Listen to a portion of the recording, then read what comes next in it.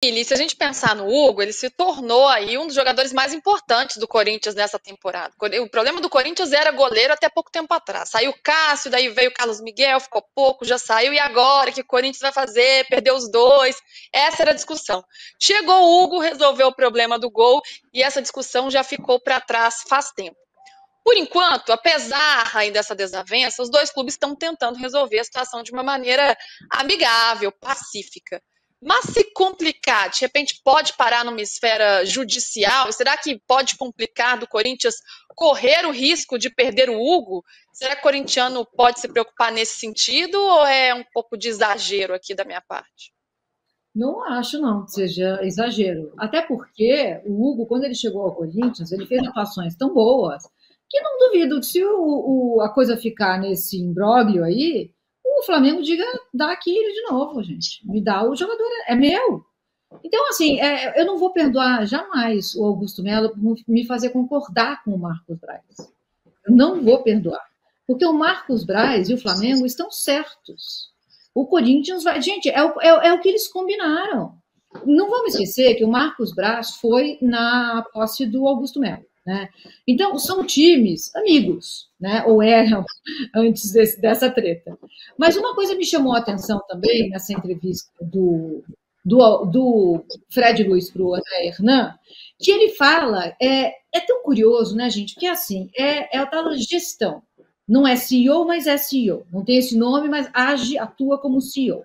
Então ele fala só em gestão, aqui tem eu sou o poder, acima de mim tem a autoridade, abaixo de mim tem quem faz. É um língua, eu vou otimizar, é um negócio, gente, assim, que não tem nada a ver com futebol. Mas, ok, tá lá fazendo o que ele foi contratado para fazer. Aí, uma hora, o André Hernan pergunta para ele assim, mas você trabalha com a possibilidade de o Corinthians ir para a segunda divisão? Não, absolutamente não. Oi? Como assim?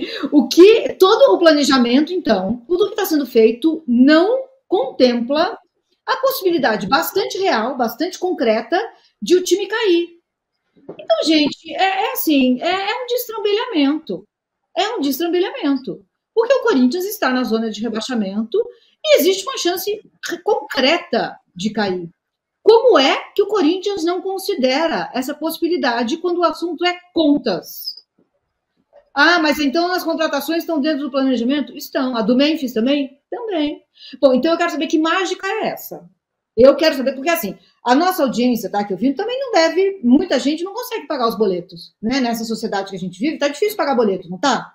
Casar, descasar, tá tudo descasado aí, o nosso vencimento com a nossa capacidade de pagar com o vencimento do boleto. Entendemos esse descasamento, passamos por isso. Mas ninguém tem paciência com a gente. E a gente não está aí comprando carro, comprando fazenda. Então não faz nenhum sentido. Não faz nenhum sentido. Vejam a entrevista. Vejam a entrevista. O cara vem do Partido Novo, né, gente? Assim, com todo respeito. Se você está pensando de uma forma racional, né, como um CEO deve ser, alguém que tem uma gestão técnica, né, é o que se espera, você tem que pensar na possibilidade, que inclusive é muito real, né, de um rebaixamento do Corinthians, faz muito sentido. Vou registrar outros comentários aqui de vocês para a gente partir para o nosso último assunto do fim de papo. Olha, a história do bem casado aqui o pessoal gostou, viu? O Cláudio disse que prefere brigadeiro do que bem casado. Eu gosto dos dois, para falar a verdade. A Helena falou que tá certíssimo em encher a bolsa, eu faço isso mesmo. E o MT no Marrocos diz que o Fred Luz vai ser o CEO da Enel. Não sei se vai dar certo, mas a Enel está precisando de uma gestão melhor. Este é um fato, viu? Porque a E situação esse tá sobrenome, complicada. digamos, nomes adequados, né? Exato. E os dois estão precisando, é tanto o Corinthians quanto a Enel, que a situação está complicada. Muito bem, gente, para a gente ir chegando ao fim, vamos falar agora sobre as eleições, o momento político do Palmeiras, que vai ficando mais efervescente aí, com a proximidade das eleições que estão previstas para o dia 24 de novembro. E agora a presidente Leila Pereira ela vai ter uma concorrência, vai ter um rival pela primeira vez nas eleições do clube. Quem assumir, se ela continuar no cargo ou concorrente dela, ficam até o fim de 2027. E ontem, as chapas, tanto da Leila, da atual presidente, quanto do Savério Orlandi, foram aprovadas pelo Conselho Deliberativo do clube na reunião que eles fizeram. A chapa da Leila, que é Palmeiras campeão, recebeu 168 votos, enquanto a chapa Palmeiras Minha Vida é Você, que é do Savério Orlandi, recebeu 85 votos. Muito bem. Ô, Rosa, a gente sabe que uma concorrência é saudável em qualquer processo democrático, né? Muito, muito bem-vinda. Isso é muito bem-vindo. Como você vê a oposição chegando para Leila Pereira nesse momento, Savério Orlandi tentando fazer frente, o que não é fácil, né? Porque Leila Pereira vem de uma gestão vitoriosa, ela é uma personalidade muito forte do nosso futebol. Como você está enxergando esse tabuleiro político do Palmeiras agora? Ô, Luísa, funciona da seguinte forma, né? É salutar, eu acho que você colocou bem, né? Todos nós gostamos quando tem a oposição, mas a oposição do Palmeiras não é uma oposição articulada, ela é dividida em vários setores também, e esses setores não se conversam, ou se quando conversa pouco. O Savério ele transita muito bem entre vários setores, tanto da oposição quanto da situação, mas ele não tem a mínima condição de vencer a Leila por tudo que a gente já conhece, não só porque se a gente for avaliar, a gente pode até não gostar da pessoa de Leila Pereira, mas como administradora do clube ela foi muito bem. Então, ela deve, vou te dizer os números, depois você pode cobrar, ela deve ser eleita na Assembleia dos Sócios entre 60% a 65% dos votos válidos, né? Hoje, conversando com o conselheiro, ele estava me falando isso, e ele é um conselheiro de oposição. O que a oposição tenta no Palmeiras é conseguir mais pessoas para o conselho, que também é muito difícil, já que a oposição, como eu falei, ela não se articula como a situação. E, por fim, a gente sabe que a Leila só pode ser reeleita uma vez, né? E já ontem, e nesse segundo semestre, já começaram as articulações, por incrível que pareça, parece uma coisa de Brasil, né? Já estão se articulando quem vai ser o sucessor da Leila Pereira daqui a 3 anos, né? Porque ela vai ficar 25, 26 e 27. Então, trabalha-se muito, fala-se muito em quem será o sucessor dela, né? E nesse período de 3 anos, o papel que a oposição fala e quer é se articular para que no pleito daqui de 2027 ela possa entrar em condições de brigar, porque quando a Leila sai do poder, ela que tem toda a influência dela também como patrocinadora, lembre-se disso, né? Isso conta muito a favor dela, não é só a questão da gestão, mas a questão também de patrocinador, esse acordo que ela conseguiu agora com a W Torre, tudo isso a coloca como a Mili, desculpe, mas como uma excelente gestora, tá? É o termo que a gente pode usar para a Leila. Então, esse é o cenário do Palmeiras, uma eleição que é apenas para confirmar a presença da Leila e depois saber qual vai ser a proporção entre oposição e situação e como o cenário ficará para 2027, Luísa. Está mutada, Luísa. Boa! De fato, é difícil ser oposição hoje no Palmeiras, como Rosa colocou, e a própria Leila falou isso em uma entrevista à Folha de São Paulo, ela que tem dado aí mais entrevistas com as eleições se aproximando. Ô, Renato, como você vê essa oposição? De fato, é praticamente impossível desbancar a Leila hoje, porque a gente vê um clube extremamente vitorioso, extremamente organizado hoje é uma referência no futebol brasileiro, o Palmeiras, desde a base até o profissional, num processo que não começou com ela, veio lá atrás com o Paulo Nobre, que foi fundamental num processo de reestruturação do clube, quando o clube vivia uma situação bem complicada, depois veio outro presidente, Maurício Gagliotti, que também fez parte desse processo, e aí a Leila, primeiro como patrocinadora, depois como presidente, deu sequência a tudo isso e com o clube conquistando muitos títulos na base, no profissional, vendendo jogadores, enfim. Hoje é um modelo de gestão no país.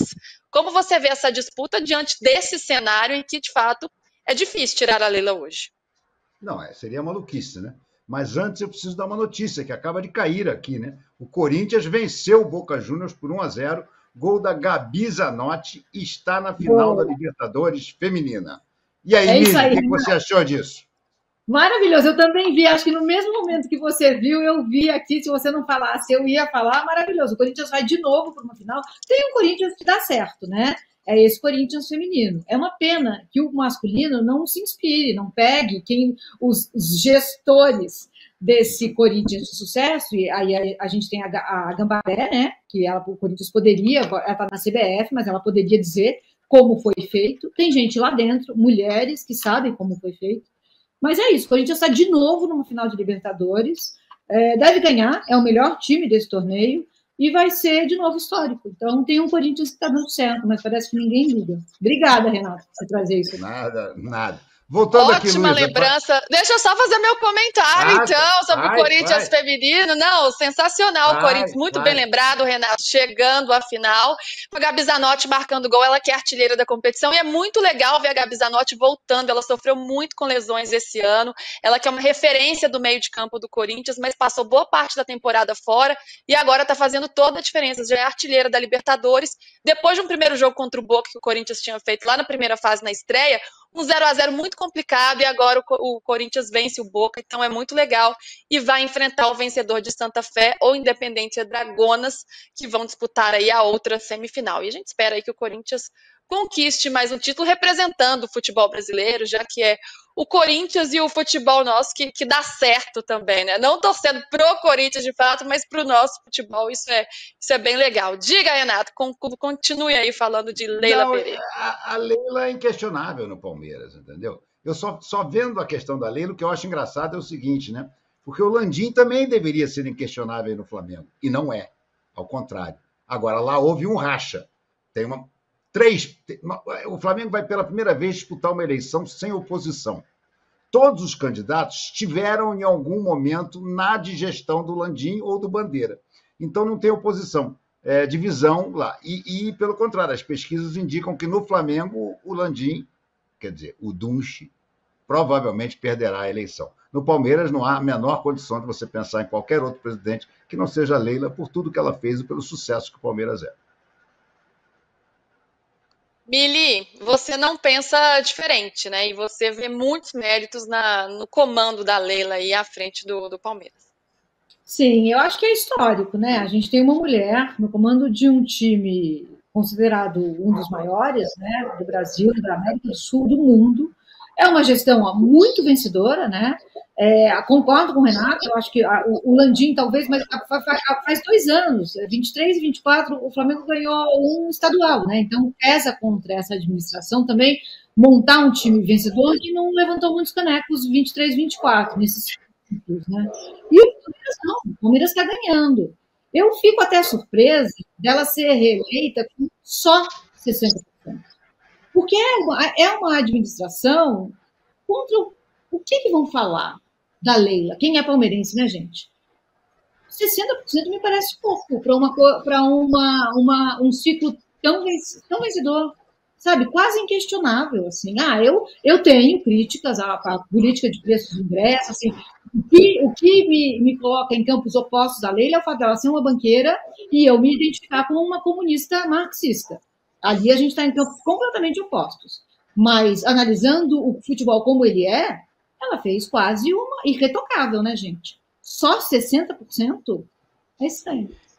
Mas só completando rapidamente, Milha, é que, na verdade, existe uma outra situação assim. Isso é um chute feito por quem está lá de dentro. O problema é que, na eleição do Palmeiras, quando fala em sócios, muitos dos sócios, por incrível que pareça, vivem no clube, entendeu? Então a gestão do futebol é uma coisa, a gestão do clube é outra, né? Então, assim, mas quem ela vota. Às vezes... né? Então, mas tem gente que não gosta assim, mas é complicado, cabeça de eleitor é complicado, né? Mas assim, mas tem uma explicação, né? Eu concordo com você, assim, mas isso tem por que parece um negócio tão maluco que tem sócio que vota que não é palmeirense, pra você ter uma ideia. São poucos, né? Sei lá, deve ser 5% dos que votam não são palmeirenses. São frequentadores do clube, moram no bairro, frequentam apenas o clube, entendeu?